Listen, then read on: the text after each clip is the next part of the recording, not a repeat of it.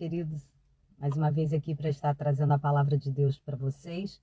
E continuando aí do livro de Mateus, eu queria ler o texto de Mateus 6.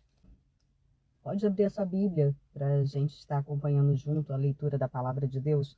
Mateus 6,16, que diz o seguinte: Quando jejuardes, não vos mostreis contristados, como fazem os hipócritas, porque eles desfiguram o rosto com o fim de parecer aos homens que jejuam.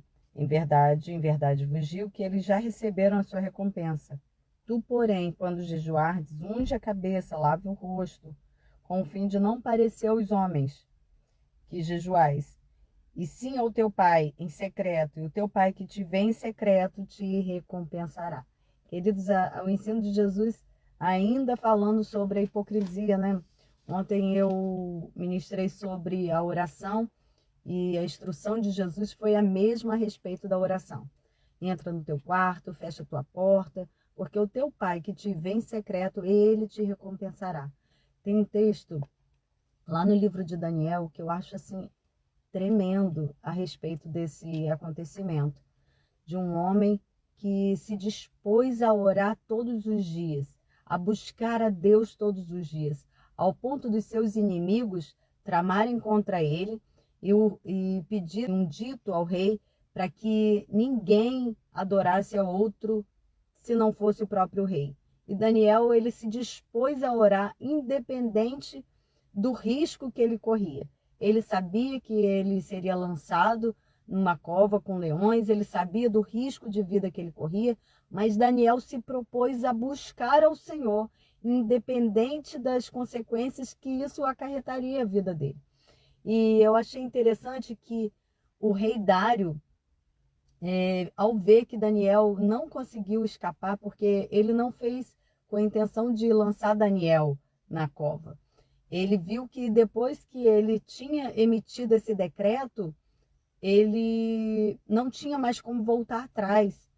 E o rei jejua por Daniel. O rei passa a noite em claro por Daniel.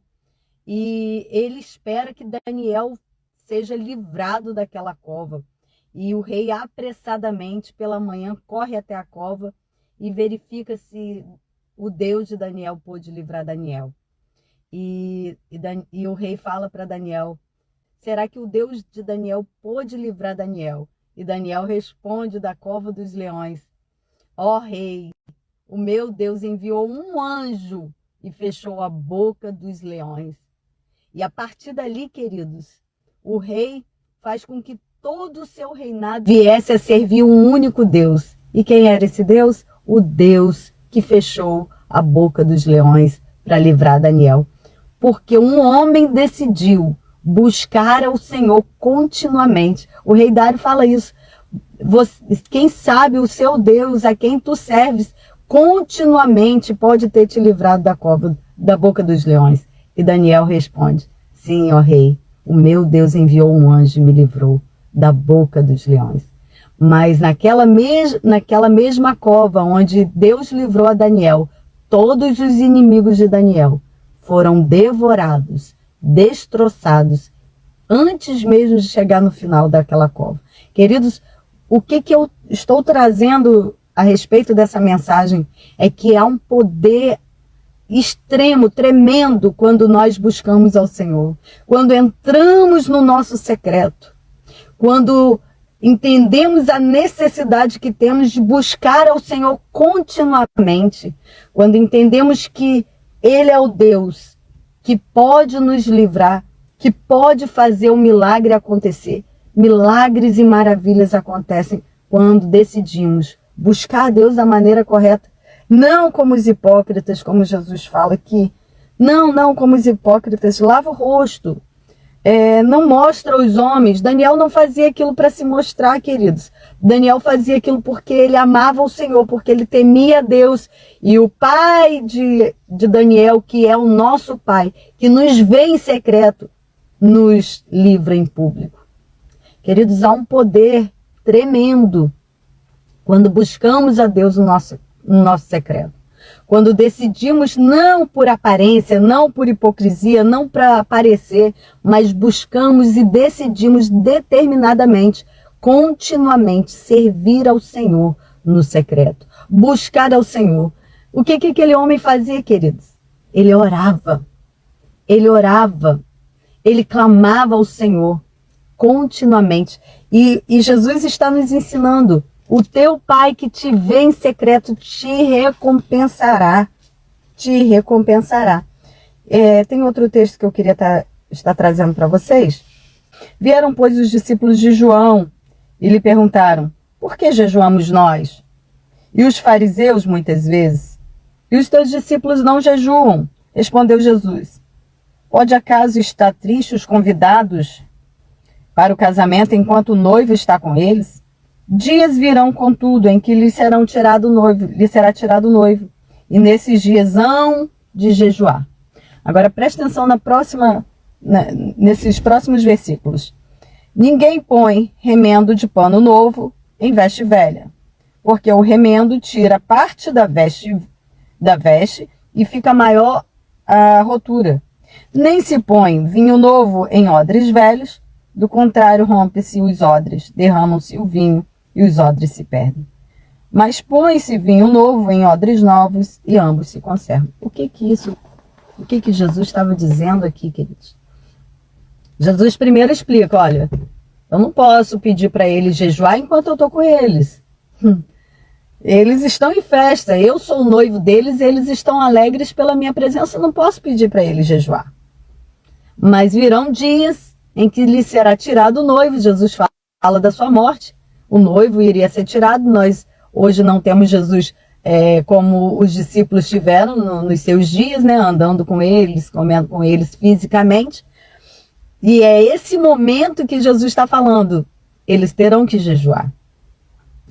E aí Jesus acrescenta alguns versículos que parece que não tem conexão, mas tem toda a conexão. Jesus fala: não se põe remendo de pano novo em veste velha. Jesus está falando: vocês jejuam, vocês fazem práticas religiosas e espirituais, mas vocês não nasceram de novo. Sabe o que vai acontecer com vocês se vocês não se renovarem, se vocês não nascerem de novo, se vocês não se tornarem novas criaturas? Vocês se perderão, porque vocês realizam práticas espirituais sendo velha criatura. Então vai se romper o odre e vai se romper o vinho. Aí Jesus está dizendo o quê? Se põe vinho novo em odres novos. Há uma necessidade de práticas espirituais? O jejum é uma prática espiritual? Mas há uma necessidade extrema de nascer de novo para que esse vinho novo conserve-se. Não só o vinho, mas o odre. Porque o que acontece? O que acontece com o odre se ele não for novo? O vinho novo em odres velhos rompe, porque o odre era uma espécie de pele que ela tinha que ter elasticidade, porque o vinho iria fermentar dentro desse odre, e se esse odre não fosse flexível, não fosse novo, iria se romper o vinho e ainda estragar o odre. É sobre isso que Jesus está falando. Não adianta ter práticas espirituais onde você vai receber mais de Deus, onde você vai receber a presença de Deus que vai te esticar, onde vai te expandir. Se você for uma velha criatura, você não vai suportar. Por isso, queridos, vemos pessoas entrando na igreja realizando práticas espirituais. E o que acontece se ela não nasceu de novo? Se ela não é uma nova criatura, ela não suporta. Ela não aguenta. Aí as pessoas criticam: falou que é da igreja, olha só o que está fazendo. Não nasceu de novo, foi para a igreja, entrou, começou realizando práticas espirituais, mas não teve um novo nascimento. O que aconteceu? Veio o vinho novo, o odre ainda era velho, e se desperdiçou o vinho e o odre. É disso que Jesus está falando. Eu olhei todas as passagens, tanto de Lucas como de Marcos, e aqui em Mateus, Jesus traz a mesma explicação, o mesmo ensino, e Jesus fala a mesma coisa. Não tem como você colocar vinho novo em odres velhos. Antes, o odre tem que ser novo para que o vinho seja derramado e ambos se conservem. Da mesma maneira, não se coloca remendo de pano novo, não se coloca um remendo novo em um pano velho. Porque o que vai acontecer? Quando você esticar, quando você mover aquele tecido, vai se romper o tecido velho. Antes, os dois têm que ser novos. O remendo novo tem que ser em um pano novo. Porque quando se tirar o remendo novo, maior será a rotura daquele pano velho. Então, queridos, a prática do jejum atrai a presença de Deus. A prática do jejum traz para a sua vida um ambiente espiritual, um ambiente onde Deus faz milagres. Eu lembro do jejum de Esté, que estava para se apresentar ao rei, e ela sabia que ela não podia se apresentar ao rei, senão ela poderia ser morta. Se ela não fosse convidada pelo rei a se apresentar, ela poderia morrer, mas o povo dela estava em perigo. E o tio dela fala para ela que ela teria que fazer alguma coisa. E ela se propõe a orar e a jejuar. Ela pede ao seu tio para jejuar pela vida dela, e ela e as suas servas começam a jejuar. E o jejum que ela faz atrai a bênção de Deus de tal maneira que todos os inimigos do povo de Israel, a arapuca que eles armaram contra o povo de Israel, se voltaram contra eles mesmos. E ela obteve vitória diante do rei. A bondade de Deus nos é atraída quando nós jejuamos. Querido, quando atraímos a presença de Deus com oração, com jejum, quando o nosso jejum não é apenas para os homens, para mostrar, para aparecer contristados, para recebermos recompensas dos homens, mas se o nosso jejum é para atrair o olhar de Deus, o coração de Deus, milagres acontecem. É claro que não jejuamos para mudar Deus, nós jejuamos para mostrar para Deus o quão necessitados dele nós somos. O jejum muda a nós mesmos. O jejum atrai a presença de Deus para a nossa vida. O jejum atrai o olhar de Deus para a nossa vida. E isso é poderoso quando entendemos isso. Os apóstolos jejuaram, os discípulos jejuaram, homens no passado jejuaram. Queridos, e nós precisamos jejuar, e jejuar da maneira correta. E jejuarmos segundo o ensinamento de Jesus, não com olhar contristado, não com o semblante caído, não, lava o teu rosto, fecha a tua porta, entra no teu secreto, fala com teu pai que te vê em secreto, que ouve as suas orações, faça para o Senhor, e você verá mudanças acontecendo na sua vida. Eu achei muito forte esse versículo, quando o texto diz que não se põe remendo de pano novo em veste velha. É como se Deus estivesse dizendo assim, o jejum vai atrair para a tua vida coisas novas, coisas do céu. Você está atraindo a presença de Deus para a tua vida. Então, não seja uma velha criatura tentando atrair o novo de Deus, mas venha ter a sua vida renovada, cheia da presença de Deus, um novo odre, nascido de novo, nascido não da vontade do homem, não da vontade da carne, mas da vontade de Deus. Deus falou isso para um homem que o procurou. E o nome dele era Nicodemos. E ele veio questionar algumas coisas de Jesus. Jesus logo falou para ele a necessidade dele. Nicodemos, é necessário que você nasça de novo, para que nós venhamos receber esse vinho de Deus, essa presença de Deus, essa graça de Deus, esse expandir de Deus que o jejum traz. Que o jejum nada mais é do que uma intensidade de oração, queridos. Você se humilha ainda mais reconhecendo o quanto você precisa de Deus. Você mortifica os feitos do seu corpo e você mostra para Deus, olha, eu necessito do Senhor.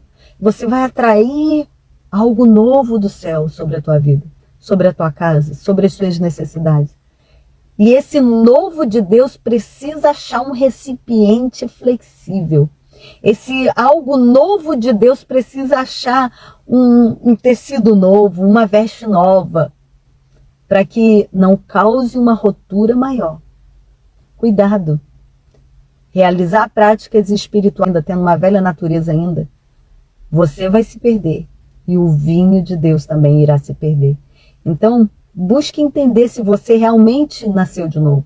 Se você realmente tem essa nova natureza de Deus. Se você não é um religioso apenas que pratica atos espirituais sendo uma velha criatura. Jesus está dizendo, o vinho novo precisa de um odre novo para que ambos se conservem. Que a graça e a paz de Jesus seja sobre a tua vida. Que esse ensino venha mudar coisas na sua vida que você nunca antes conseguiu. Talvez você até hoje viveu como um desses aqui religiosos, praticando, fazendo práticas espirituais para mostrar para A, para B, para C, mas nunca experimentou o novo de Deus. Nunca experimentou o novo nascimento. Ou talvez você é essa pessoa que já se perdeu, teve a experiência de entrar numa igreja e começar a realizar práticas espirituais, mas sem nunca ter nascido de novo. E você não entendeu o que aconteceu, por que eu me perdi. A explicação está aqui. É necessário nascer de novo, para que se conserve tanto o vinho quanto o odre. Que a graça e a paz do Senhor Jesus seja sobre a tua vida, seja sobre a sua casa. Em nome de Jesus.